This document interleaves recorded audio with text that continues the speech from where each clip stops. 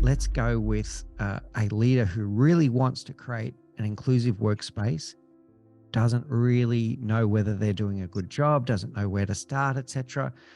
What call to action could you give to that leader that wants to do better but isn't sure where to start? How do we create consciously inclusive leaders? And I kind of boil it down to 3 areas. You need to, as a leader, think in, speak up, and act out. So the think in part is you start to uncover your own unconscious biases. There's lots of ways you can do that. If you Google Project Implicit, there's actually an online assessment that's free you can take to potentially discover your unconscious biases that you might have.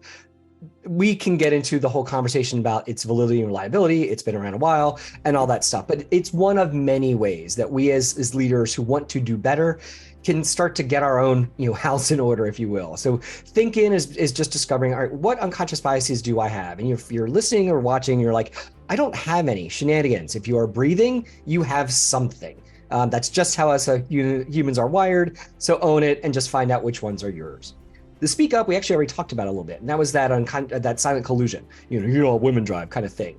What can we do and how can we be prepared to address those comments in that moment with those folks around us? And like I said, I use a strategy called MOPSAM, which is a cheeky acronym. And Mick, do you ever see those dogs that look like they have dreadlocks? Yep. Yeah. They're called a Hungarian pulley mop.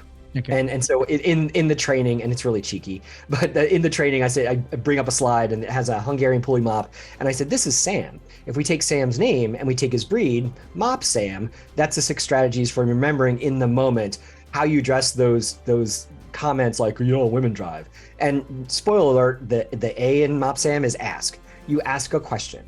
Bob is the senior executive. What did you mean by that statement?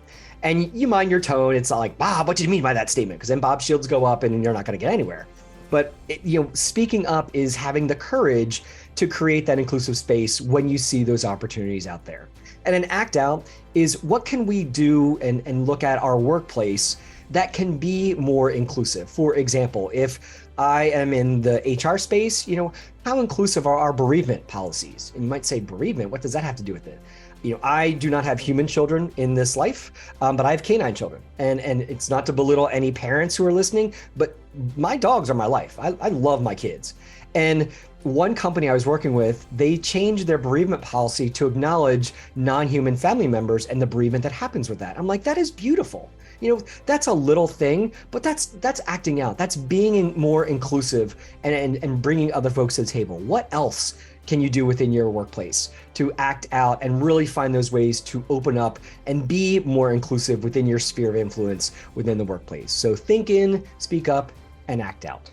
I really love that, Steve. So think in, speak up, act out. That last point that you've made, that's about showing that your actions match your values and beliefs.